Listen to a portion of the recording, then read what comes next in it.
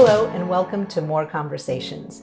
Today I'm speaking with Lisa Fore, our North San Diego County Realtors 2022 President. Welcome, Lisa. Thank you.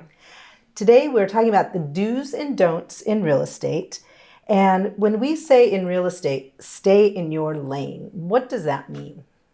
Staying within your field of expertise. I mean, obviously, we're always trying to educate ourselves and learn new things and branch out of what we do. But oftentimes we see people that are giving advice or stepping into realms of real estate that they don't have a lot of knowledge of.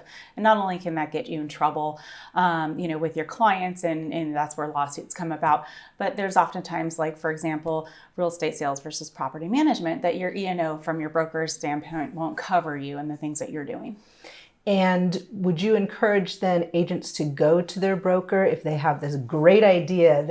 They are thinking outside the box, and they're going to try to do commercial, or they're going to try to do property management.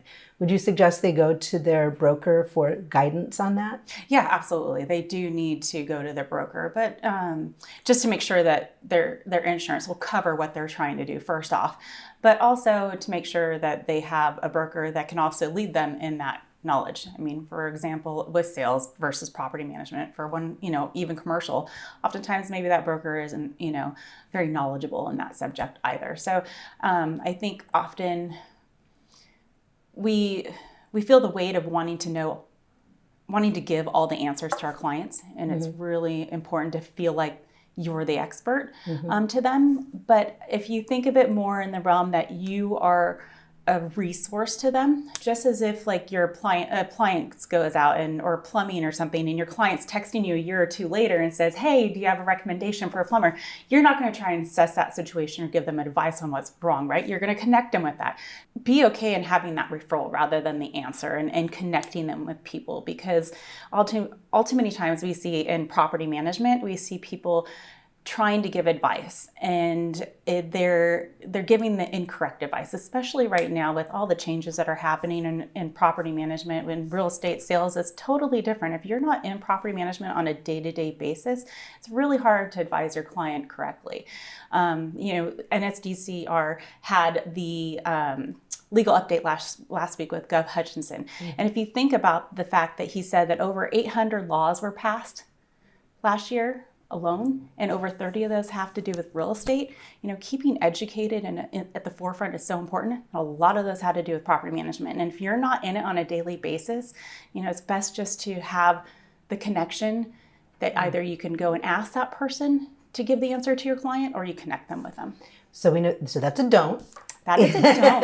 Yes. That is a big don't. A big don't. So let's talk about the do's. You mentioned education. Absolutely. And here at the association, we offer lots of continuing education. Yes. I think it's real important when we talk about the new RPA that agents continue to learn about the RPA, and that is something that Gov covered in the new laws. Do you have any additional comments on continuing education? I would say it's really important. I think we focus so much on taking courses for marketing and systems and everything so that we can turn the wheel and keep our business going.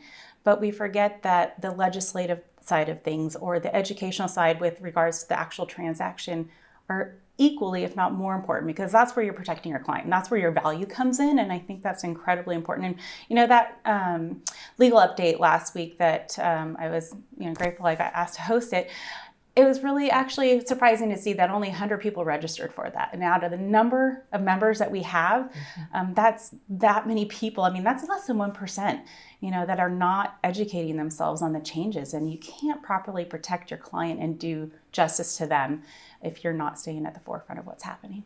I think a theme to that is that we're in this for the long haul. Yeah. It is a marathon.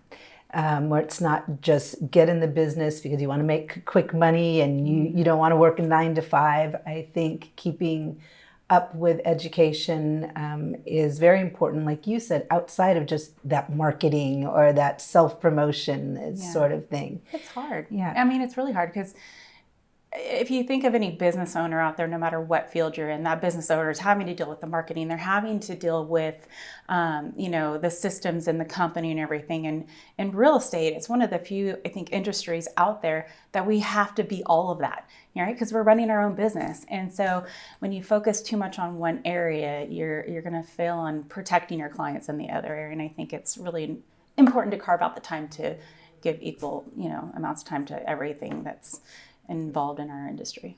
Absolutely. Yeah. Well, I want to thank you so much for spending time with me. Oh, thank you for having me. Congratulations on your presidency. Thank you. And thank you so much. Oh, thanks.